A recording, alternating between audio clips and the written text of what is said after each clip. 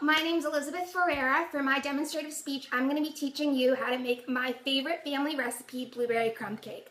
Blueberry crumb cake is my favorite breakfast treat to have on the holidays, as well as with my sisters. And today I'm going to teach you the few easy steps to be able to make it.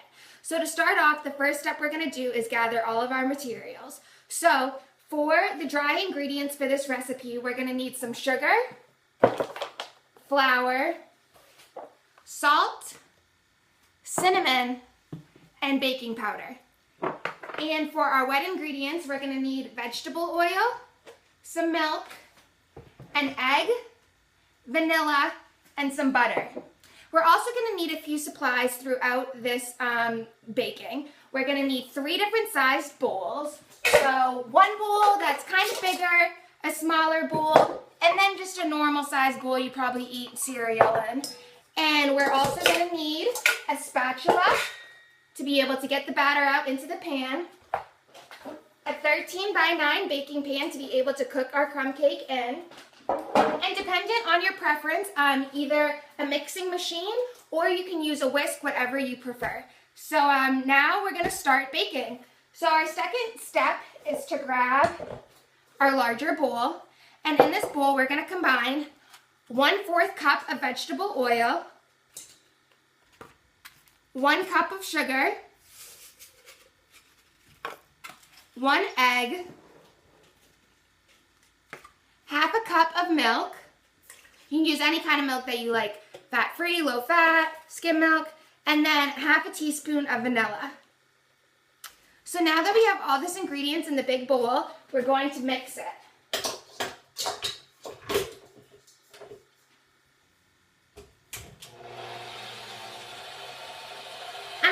That lightly mixing in the background. Now this is where we grab our second bowl. Now in our second bowl, we're going to mix 2 cups of flour, 2 teaspoons of baking powder, and 1/2 teaspoon of salt. I'm just going to mix these dry ingredients with a fork. Since there's no egg or anything wet, it's really easy just to mix it all together. Now keep an eye on your big bowl. Everything should be mixing pretty evenly. And what we're going to do is we're going to add the ingredients in this bowl over to the big bowl. So we're going to add the dry ingredients to the wet ingredients.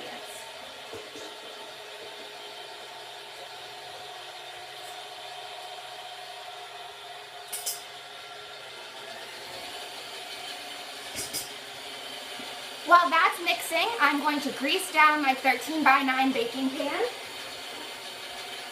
So just grab your pan and grab a little bit of paper towel and some butter.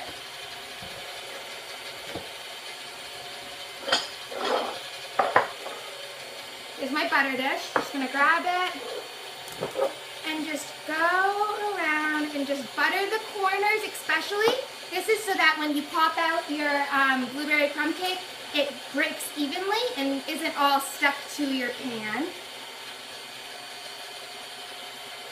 Add a little bit more butter. Okay. Now my pan is greased. I'll set that down. Make sure that you scrape the edges while it is mixing. If not, some of the flour and the sugar is just going to get stuck and not really mix in.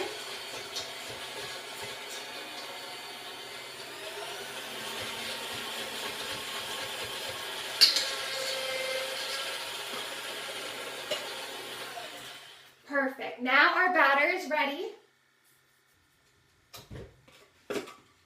Make sure you scrape the utensils so that you can get every last bit of the batter.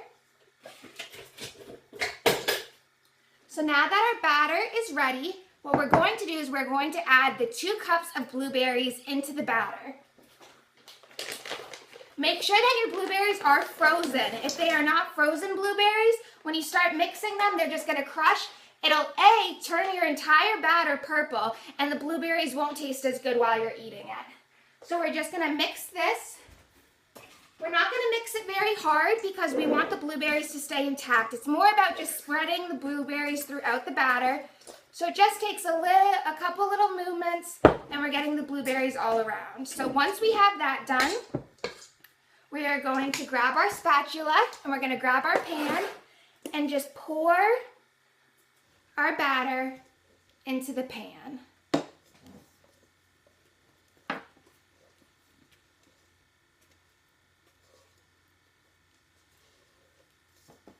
Spatulas definitely make this process a little bit more helpful so that you're able to scrape the sides to make sure that you get all of the batter. There we go. So now we can put that bowl aside and you're just going to spread your cake so that it reaches the entire surface of your pan so that it'll bake evenly. Just moving that around. Great. Now, this is our last step of the baking process, not in the whole process, but now it's about time to preheat our oven because we're going on to our last step. So we're going to preheat our oven to 375 degrees.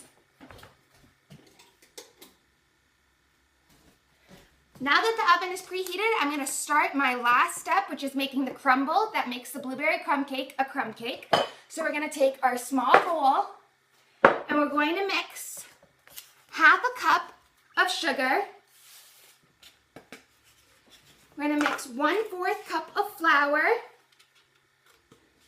with half a teaspoon of cinnamon and 1/4 cup of butter. Grab a fork, or I have this little kneading, and you just mix these ingredients together. You just want to make it into a light little crumble. Now the butter can give you a little bit of difficulty to be able to make this. So it's best to have some softened butter. Don't take it right out of the fridge or it will be nearly impossible for you to make.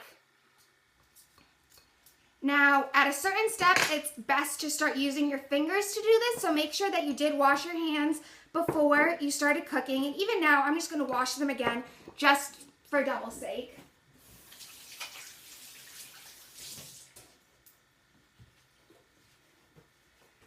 Don't be afraid to get messy with your fingers to be able to make this crumb into crumbs. So just grab the butter. The butter just really needs to be mixed with the ingredients, the sugar, the cinnamon. So we're just gonna do it with the fingers. There we go. And now we're just going to sprinkle it on top of our cake. Sprinkle the batter all over our cake. Make sure that there's a little bit of crumb on every piece of our cake. Now, my sisters are going to be very excited about this project when they come home and they have their favorite holiday recipe at their house. So now we have the crumbs all around the cake. Wash my hands off.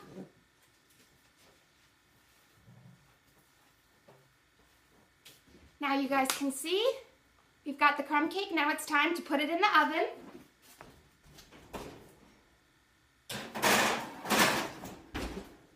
Our third and final step was to put it in the oven to let it bake. You're going to let the crumb cake bake for about 30 minutes. And when it's done, when you pull it out of the oven, you will see something a little like this. This is what the blueberry crumb cake will look like. It's a very moist cake. The topping, the crumb cake really honestly makes it. It's got a sugary, cinnamony texture, and because it's frozen blueberries, they really thaw out and they pop in your mouth when you eat it. So, in conclusion, our three steps are to gather all of your materials, your dry and your wet materials, to follow the instructions with the different bowls of mixing the different ingredients, and then our third and final step is to bake our crumb cake and then enjoy. So I hope that you liked my recipe. I hope that this either encourages you to make your own family recipes more often or even to try out mine. So thank you.